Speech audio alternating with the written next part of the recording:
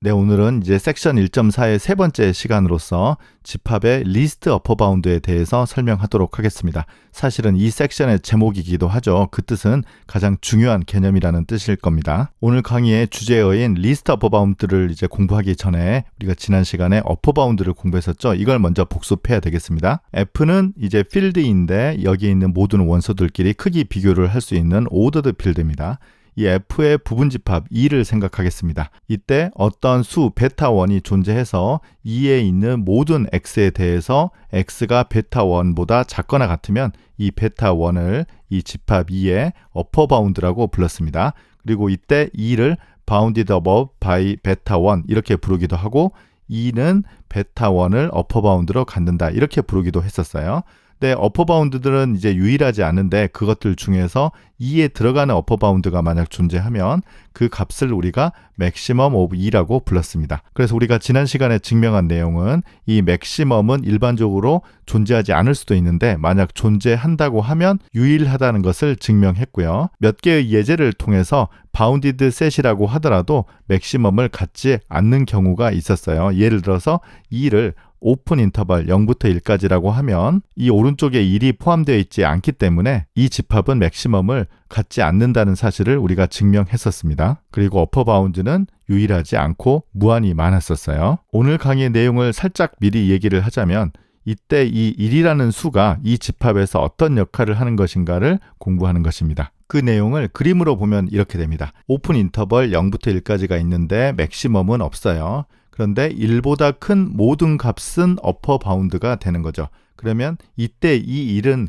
맥시멈은 아니지만 어떤 중요한 역할을 할 것 같습니다. 조금 이따 이 질문에 대한 답을 하겠습니다. 그러면 오늘 주제어인 리스트 어퍼 바운드의 정의를 먼저 설명하도록 할게요.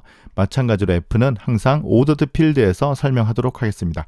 이 부분도 책에 여기가 이제 실수 집합이라고 되어 있는데요.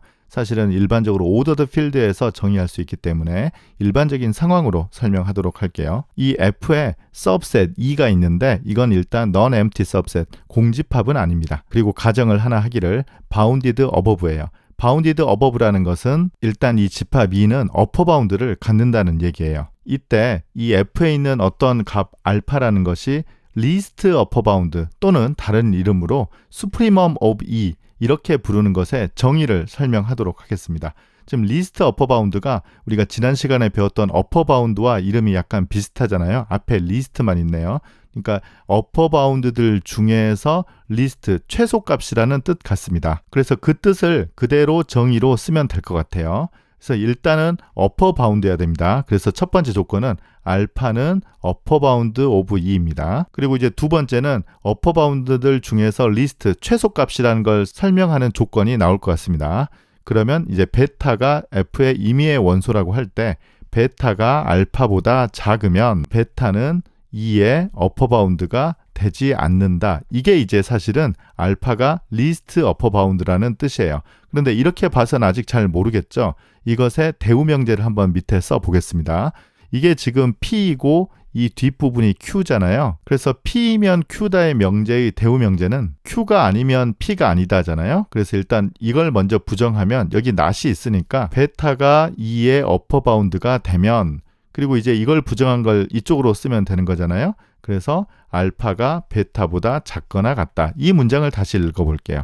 베타가 2의 임의의 어퍼 바운드가 되면 알파는 베타보다 작거나 같다. 그래서 이것도 어퍼 바운드고 이것도 어퍼 바운드인데 알파가 가장 작다라는 것이니까 다시 한번 쓰면요. 2의 모든 어퍼 바운드 베타에 대해서 알파가 베타보다 작거나 같다. 즉, 이 두 번째 조건은 이 단어 리스트를 설명하는 조건이 되겠습니다. 그래서 이 문장으로 기억해도 좋고요. 그 다음에 이 문장으로 기억해도 좋습니다. 사실은 아까 이 대우명제 관계이기 때문에 똑같은 뜻입니다. 사실 이 개념은 우리가 이제 초등학교, 중학교 때 배웠던 최대 공약수와 그 형태가 비슷하다고 볼 수 있어요. 최대 공약수는 공약수들 중에서 최대인 걸 뜻하는 거잖아요. 그래서 여기도 어퍼 바운드들 중에서 최소라는 것입니다. 그래서 이제 조건이 두 개 있다는 것이죠. 그래서 저는 개인적으로는 이 수프리멈이라는 단어보다는 리스트 어퍼 바운드라는 단어를 조금 더 선호해요. 왜냐하면 이 단어 안에 이 개념이 다 포함되어 있잖아요. 그래서 이 책에서는 이 수프리멈을 앞에 이제 SUPE 이렇게 이제 쓰기도 하고요. 다른 책 보면 이제 리스트 어퍼 바운드라는 것을 뜻하기 위해서 LUB of E 이렇게 이제 쓰기도 합니다. 그래서 이 강의 시간에는 이제 책에 이렇게 되어 있기 때문에 수프리멈 이 표현을 더 잘 쓰도록 하겠습니다. 일단 두 가지 좀 더 설명할 게 있는데요. 일단 이 수프리멈 2는 2의 원소라는 보장은 없습니다. 그래서 2의 원소가 아닐 수도 있어요. 그리고 아까 설명한 것처럼 리스트 어퍼 바운드라는 것은 어퍼 바운드들 중에서 최소값이다. 그렇게 기억하면 되겠습니다. 그러면 우리가 이제 앞서 설명했던 이 예제를 다시 한번 봅시다. 이 예제는 맥시멈을 갖지 않는다고 했었고요. 1보다 큰 모든 값이 어퍼 바운드라고 했었어요. 그런데 수프리멈이라는 것은 이 어퍼 바운드들 중에서 가장 작은 값이라고 우리가 정의했었잖아요. 그래서 요 1이라는 값이 2의 수프리멈이 되지 않을까 일단 그렇게 추측할 수 있습니다. 마찬가지로 이제 리스트 어퍼 바운드가 아니라 반대편 로우어 바운드에서도 비슷한 개념을 만들 수 있을 것 같습니다. 그래서 거의 비슷한 개념이라서 제가 데피니션 1.4.3 프라임이라고 썼어요. 이번엔 2가 이 오더드 필드에 non-empty subset인데요. 이번에는 bounded below입니다. 그래서 이것은 이제 lower bound를 갖고 있다는 뜻이죠. 그래서 집합 2가 있을 때 이번에는 이제 lower bound가 있으니까 이 왼쪽이 전부 다 lower bound가 되는 거거든요. 그래서 lower bound는 최소가 아니라 최대를 생각해야 될 것 같습니다. 그래서 알파가 lower bound들 중에서 가장 큰 greatest lower bound라는 것을 비슷하게 정의해 보도록 할게요. 이건 이제 다른 이름으로 수프리멈에 대응되는 인피멈 이렇게 쓰는 겁니다. 일단 첫 번째 lower bound여야 되니까요. 알파는 2의 lower bound여야 됩니다. 그리고 두 번째는 greatest를 이렇게 뜻하면 되는 거잖아요. 이번에는 거꾸로 한번 읽어볼게요. greatest니까 2의 임의의 로우어 바운드 베타에 대해서 알파도 로우 바운드, 베타도 로우 바운드인데 그레이티스트니까 알파가 베타보다 더 커야 됩니다. 그래서 2의 임의의 로우어 바운드 베타보다도 알파가 더 크거나 같습니다. 그래서 이걸 이제 if then, 즉 P이면 Q이다 이런 표현으로 하자면 베타가 2의 로우어 바운드이면 알파가 베타보다 크거나 같다. 이렇게 기억해도 좋고 이제 거꾸로 이것에 다시 대우 명제를 하자면 임의의 베타에 대해서 이것을 이제 부정하면 베타가 알파보다 스트릭트하게 크면 베타는 이걸 이제 부정하니까요. 2의 로워 바운드가 되지 않는다. 이렇게 이해할 수 있습니다. 아까 이제 위에서 아래로 이해를 했었는데요. 이번에는 아래에서 위로 이해를 했습니다. 똑같은 개념이죠. 그래서 이때는 이제 아까는 이제 SUP 그렇게 썼는데요. 이번에는 이제 인피멈 앞에 세 글자를 따서 INF, 인피멈 of E 이렇게 이제 우리 책에서 많이 쓰고요. 다른 책에 보면 greatest lower bound를 따서 GLB of E 이렇게 이제 쓰기도 합니다. 그래서 아까 설명했던 것처럼 이 책에 기호가 이렇게 나와 있지만 greatest lower bound라는 단어를 잘 기억하면 사실은 이 두 개의 정의를 외우지 않더라도 여러분들이 자세하게 쓸 수 있습니다. 앞과 같은 얘기를 반복하겠습니다. 인피멈 E 역시 2의 원소라는 보장은 전혀 없습니다. 그리고 greatest lower bound는 lower bound들 중에서 greatest 최대 값이라는 것을 다시 한번 기억하기 바랍니다. 그래서 사실 수프리멈과 인피멈 이제 가장 중요한 것은 이 정의를 여러분들이 정확하게 이해를 해야 된다는 것이에요. 제가 첫 시간에 얘기를 한 것처럼 정의를 정확하게 이해하는 것이 해석하기 가장 중요한 단계거든요. 그래서 리스트 어퍼 바운드 그리고 그레이티스트 로워 바운드 이 단어를 기억을 해서 이 두 가지를 반드시 보지 않고 쓰는 연습을 해봐야 됩니다. 이제 오늘 남은 시간에는 수프리멈의 두 가지 중요한 성질을 설명하겠습니다. 첫 번째 성질입니다. 수프리멈 2는 그게 만약 존재하면 유일하다. 인피멈 2도 똑같습니다. 이거 어디서 많이 본 성질이죠. 맥시멈도 존재하면 유일하다고 했었습니다. 수프리멈도 존재하면 유일합니다. 거의 비슷하죠. 증명도 거의 비슷합니다. 증명은 인피멈은 똑같기 때문에 수프리멈만 따져보도록 하겠습니다. 결론이 수프리멈이 유일하다는 것이니까요. 이걸 먼저 부정해 보도록 하겠습니다. 그러면 부정하면 이 2라는 것은 두 개의 서로 다른 수프리멈을 갖는데요. 그 값을 알파1과 알파2라고 하겠습니다. 물론 알파1과 알파2는 서로 다른 값입니다. 그러면 일단 수프리멈이기 때문에 알파1과 알파2 모두 리스트 어퍼 바운드잖아요. 그래서 일단은 두 개 모두 다 어퍼 바운드가 되는 겁니다. 그래서 다음과 같이 설명할 수 있어요. 알파1은 어퍼 바운드이고 이번에 알파2를 수프리멈이다. 이 성질을 활용할게요. 리스트 어퍼 바운드라는 것을 활용하도록 하겠습니다. 그래서 첫 번째 줄에서는 알파2가 리스트 최소니까 알파2가 알파1보다 작거나 같습니다. 두 번째는 알파1과 알파2 역할을 바꿀 수가 있는데요. 이번에는 알파1이 수프리멈, 즉 리스트 어퍼 바운드라는 성질을 이용을 하기 위해서 알파2는 어퍼 바운드라는 사실과 합쳐보도록 하겠습니다. 그러면 알파1이 어퍼 바운드들 중에서 리스트니까 알파1이 알파2보다 작거나 같게 되는 거죠. 이 두 사실로부터 알 수 있는 것은 알파1과 알파2가 같습니다. 그런데 아까 우리가 이제 서로 다른 수프리멈을 선택했기 때문에 이 스타의 모순인 것을 확인할 수 있습니다. 그래서 이 수프리멈이 존재하면 유일합니다. 이 증명법은 우리가 지난 시간에 수프리멈이 아니라 맥시멈이 존재하면 유일하다. 그 증명과 한번 비교해 보세요. 거의 똑같은 구조입니다. 인피멈도 부등호만 바꾸면 되기 때문에 복습하면서 반드시 직접 써보기 바랍니다. 그래서 일단 수프리멈, 인피멈 모두 다 존재하면 유일합니다. 존재하는지는 아직 잘 모르겠죠. 이번에 설명드릴 내용은 CORM 1.4.4인데요. 일단 수프리멈 하면 가장 먼저 떠올려야 될 아주 중요한 수프리멈의 성질입니다. 이 내용을 기억하는 것도 굉장히 중요하고 그 다음에 이제 증명할 텐데 증명을 기억하는 것도 굉장히 중요하고 이것의 의미를 파악하는 것도 굉장히 중요합니다. 한번 설명해 보도록 하죠. F의 공집합이 아닌 서브셋이 있는데요. 이번엔 A라고 썼네요. 이 A라는 서브셋이 바운디드 어버브, 즉 어퍼 바운드를 갖는다라고 가정했습니다.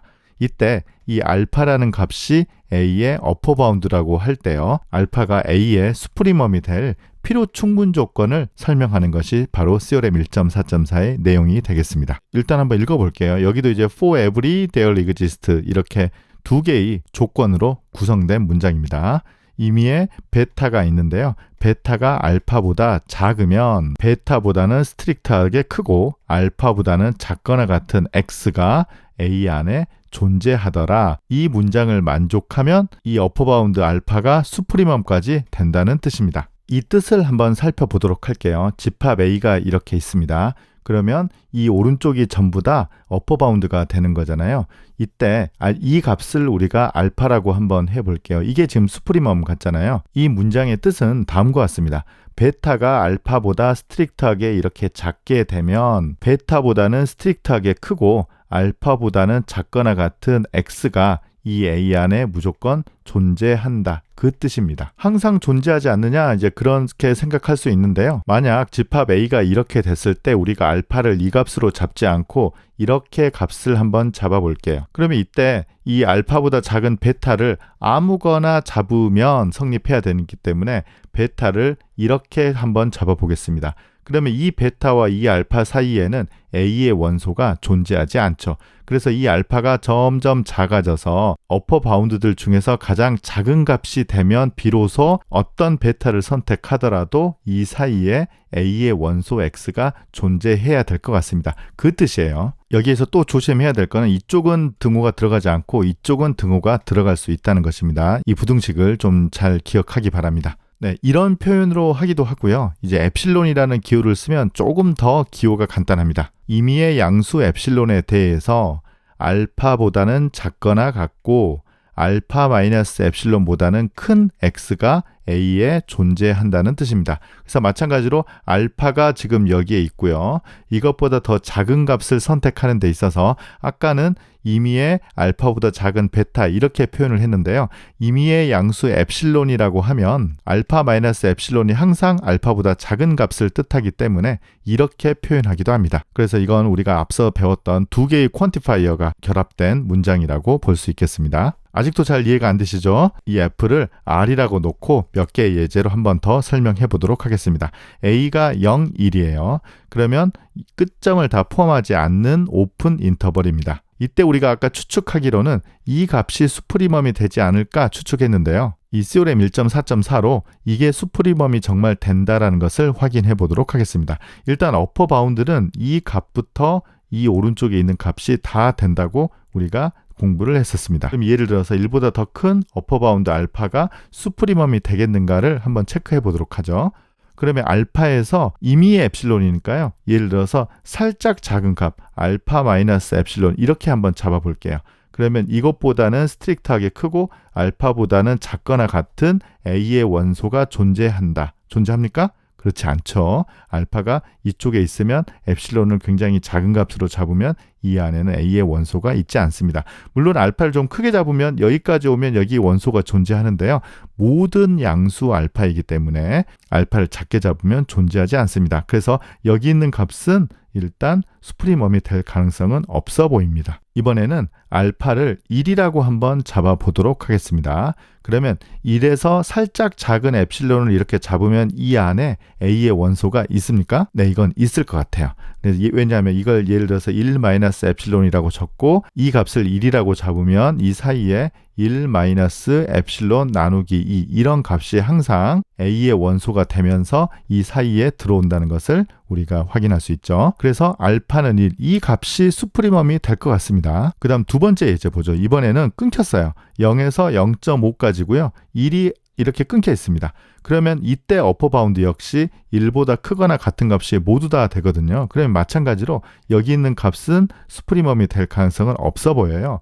그러면 수프리멈이 1이냐 0.5냐 이제 둘 중에 하나일 것 같은데요. 자, 잠깐 한번 생각해 보세요. 수프리멈이 1일까요? 0.5일까요? 일단 0.5일 리는 없죠. 왜냐하면 이게 어퍼 바운드가 되지 않습니다. 왜냐하면 이게 어퍼 바운드라고 하면 더 큰 1이 존재하니까 모순이죠. 그래서 일단 1이 수프리멈이 되지 않을까 생각합니다. 그런데 이 알파는 1보다 더 작은 값을 선택을 하면 이 사이에는 이 A의 원소가 없지 않습니까? 이렇게 생각할 수 있는데요.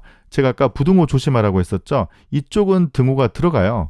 그래서 이 값보다는 크고 1보다 작거나 같은 A의 원소가 있으면 되는데 1이 있어요. 그래서 이 값은 수프리멈이 됩니다. 이 두 개 차이를 잘 기억해야 될 것 같습니다. 그래서 지금 우리 생각에 어퍼 바운드가 여기에 포함이 되면 이 녀석이 수프리멈이 되지 않을까 그렇게 추측할 수 있을 것 같습니다. 그 다음 세 번째 예제입니다. 1 빼기 n분의 1 우리가 이제 지난 시간에 이거 공부했었는데요. 이렇게 쭉 가면 이건 이제 맥시멈은 없다라고 했었는데 그런데 분명히 요 값이 또 수프리멈이 되지 않을까 이제 그런 생각이 드는데요. 이유는 여기에 작은 양수값을 선택하더라도 이 값이 계속 커져서 이 안으로 언젠가는 들어오잖아요. 그런데 이걸 더 작은 값을 선택하더라도 n을 더 크게 하면 그 안으로 들어올 겁니다. 그래서 마찬가지로 이것이 수프리멈이 될 것 같아요. 결론은 이 집합 모두 다 수프리멈이 1 같습니다. 어떻게 이제는 아마 시오렘 1.4.4가 조금은 더 잘 이해가 됐을 거라고 생각합니다. 이제 증명해 보겠습니다. 자, 우리가 증명 기법에서 얘기할 때 이건 이제 if and only if 필요 충분 조건이거든요. 그래서 두 번 증명해야 돼요. 왼쪽에서 오른쪽 그리고 오른쪽에서 왼쪽 두 번 증명해야 되는데요. 먼저 왼쪽에서 오른쪽을 설명하도록 하겠습니다. 가정은 알파가 수프리멈 A입니다. 이럴 때 그 알파보다 더 작은 쪽에 항상 A의 원소가 있는지를 설명하는 것이죠. 가정은 일단 베타를 무조건 알파보다 작은 값을 잡는 겁니다. 그래서 베타를 알파보다 작은 값을 선택하는 거예요. 그런데 알파라는 것은 A의 수프리멈, 즉 리스트 어퍼 바운드이고 베타가 알파보다 작기 때문에 이 수프리멈의 정의에 따라서 그 두 번째 조건이었던 것 같아요. 베타는 이 A의 어퍼 바운드가 되지 않습니다. 즉 알파가 여기 있고요. 베타가 지금 여기 있는데요. 이 베타라는 것이 알파보다 작으면 어퍼 바운드가 되지 않습니다.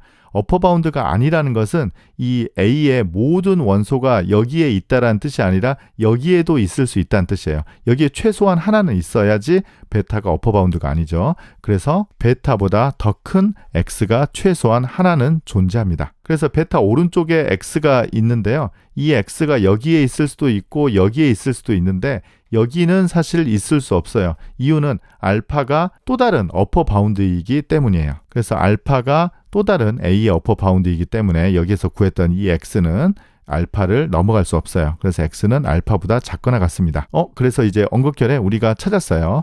X는 A의 원소인데 알파보다 작거나 같고 베타보다 스트릭트하게 큽니다. 여긴 등호가 들어가지 않습니다. 그래서 이쪽 방면 증명이 끝났고요. 반대편 증명을 해야 되는데요. 가정이 알파가 어퍼 바운드라고 했기 때문에 이 조건을 만족하면 알파가 수프리멈이니까 두 번째 조건만 설명하면 될 것 같아요. 그래서 알파가 이 정의에서 두 번째 조건을 만족하는 것을 설명하도록 하겠습니다. 그러면 역시 베타를 임의의 값인데 알파보다 작은 수라고 잡고 마지막에 베타가 A의 어퍼바운드가 아님을 설명하면 끝날 것 같죠. 근데 지금 이걸 지금 가정하는 것이니까 이 부등식을 만족하는 X 원소가 존재한다는 거예요. 즉 알파보다 작거나 같고 베타보다 스트릭트하게 큰 X 이 원소가 존재한다는 것입니다. 즉 베타보다 더 큰 A의 원소가 존재한다는 뜻인데요. 이 말은 앞서와 비슷하게 이 베타는 A의 어퍼바운드가 될 수 없다라는 뜻입니다. 그래서 알파보다 더 작은 베타를 찾았더니 베타는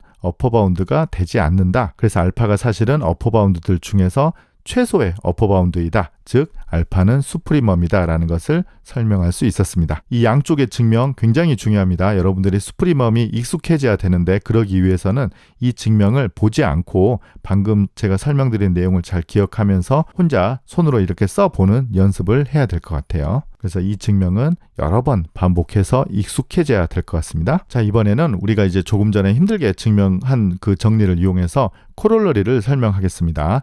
우리가 그 증명 기법 설명할 때 코롤러리는 따름 정리였어요. 그래서 방금 증명했던 세오렘 1.4.4를 이용해서 쉽게 얻을 수 있는 정리입니다. 아까 우리 두 번째 예제를 다시 한번 보죠. 어퍼바운드가 이 집합에 포함된 경우가 이게 수프리멈이 되지 않을까 이제 그렇게 추측을 했었는데요. 그 내용입니다. 알파가 A의 어퍼바운드인데 일반적으로 어퍼바운드는 A에 포함될 수도 있고 포함되지 않을 수도 있죠. 그런데 이 코롤러리는 알파가 A에 만약 포함이 되면 알파는 항상 수프리멈이 된다라는 뜻입니다. 증명을 두 가지로 설명할 수 있는데요. 일단 세오렘 1.4.4를 이용해서 바로 구해보도록 하죠. 일단 알파가 A의 어퍼바운드이기 때문에 마찬가지로 수프리멈의 두 번째 조건만 보이면 됩니다. 그래서 베타가 알파보다 작다라고 하면 지금 이렇게 그림을 보시면 세오렘 1.4에서 이것보다 작거나 같고 베타보다 더 큰 X 원소가 하나 존재하면 이 알파가 수프리멈이 된다라는 것이거든요. 필요충분 조건이잖아요. 그래서 오른쪽을 만족하는 X가 존재하느냐를 생각해야 되는데 알파가 A에 포함되어 있기 때문에 이 X를 뭐라고 잡으면 되냐면 알파라고 잡으면 충분할 것 같습니다. 이 오른쪽에 등호가 포함되어 있기 때문이죠. 그래서 그냥 세오렘 1.4.4에서 X를 알파라고 잡으면 증명 끝입니다. 두 번째 증명법입니다. 이번에 1.4.4를 활용하지 않고 직접 한번 증명해 볼게요. 마찬가지로 알파가 A의 어퍼바운드이기 때문에 두 번째 조건을 만족하는 것만 보이면 되는데요. 이번에는 베타를 A의 임의의 어퍼바운드라고 잡아보겠습니다. 그러면 알파가 리스트 어퍼바운드니까 맨 마지막에 알파가 베타보다 작거나 같다. 이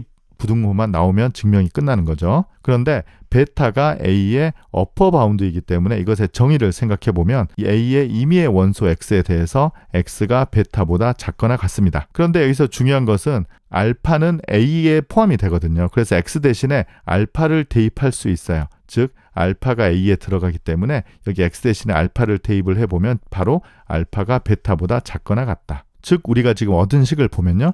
베타를 A의 임의의 어퍼바운드를 골랐더니 알파가 베타보다 작거나 같다. 즉 알파가 리스트 어퍼바운드가 되더라. 즉 수프리멈이구나. 이제 이렇게 결론을 내릴 수 있겠습니다.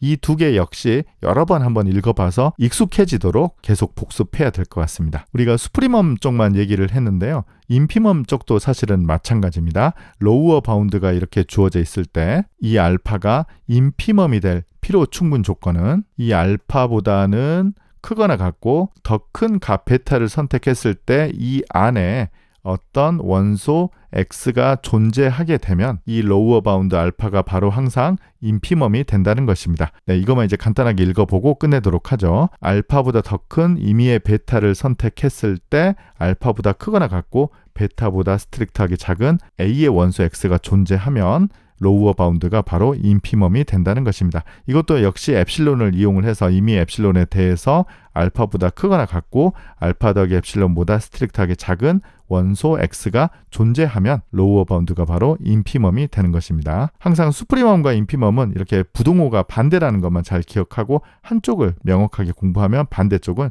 자연스럽게 여러분들이 이해할 수 있습니다. 자, 오늘 리스트 어퍼 바운드 소개를 마쳤는데요. 네, 조금 어렵죠. 예, 우리가 이제 해석학을 공부할 때 첫 번째 부딪히는 벽이 이 바로 리스트 어퍼 바운드거든요. 그리고 앞서 강의할 때 여러 번 얘기를 했었지만 보지 않고 여러분들이 잘 쓸 수 있도록 이 내용을 정확하게 이해해야 될 것 같습니다.